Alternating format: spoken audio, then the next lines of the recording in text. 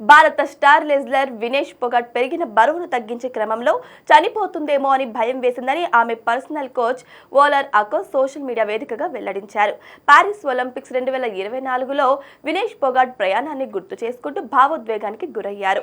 మహిళల 50 కేజీల ఫ్రీ స్టైల్లో పోటీ పడిన వినేష్ పొగాట్ అసాధారణ ప్రదర్శనతో ఫైనల్ చేరి రజత పథకం ఖాయం చేసుకుంది.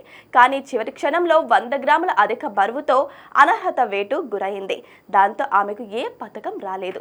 తుది పోరుకు అర్హత సాధించే క్రమంలో తాను ఎలాంటి తప్పిదం చేయలేదని, సంయుక్త రజత పథకం ఇవ్వాలని కోర్టు ఆఫ్ ఆర్బిట్రేషన్లో అప్పీల్ చేసింది.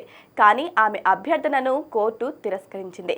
ఈ క్రమంలోనే Vinesh Phogat coach social media వేదికగా ఓ భావోద్వేగపూరితమైన పోస్ట్ను పంచుకున్నారు. సెమీఫైనల్ తర్వాత వినేష్ పొగాట్ 2.7 కిలోల అధిక బరువు ఉన్నట్లు గుర్తించాం.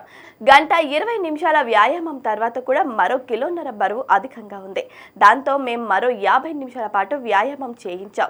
ఆమె నిర్ణీత బరువుకు రావడమే లక్ష్యంగా అర్ధరాత్రి నుంచి తెల్లవారుజామున 5:30 వరకు వర్కౌట్స్ చేయించాం. గంటలు కేవలం 2-3 నిమిషాల విశ్రాంతి మాత్రమే తీసుకుంది. ఆ తర్వాత మళ్ళీ కసరత్తులు చేసింది. ఫలితంగా ఆమె కుప్పకూలిపోయింది. ఆ తర్వాత మళ్ళీ గంట పాటు వ్యాయామం చేసింది.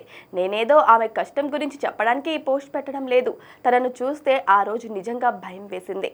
ఒకానొక దశలో చనిపోతుందేమోనని ఆందోళన కలిగింది అని వినేష్ పొగాట్ కోచ్ సుదీర్ఘ పోస్ట్లో పేర్కొన్నారు.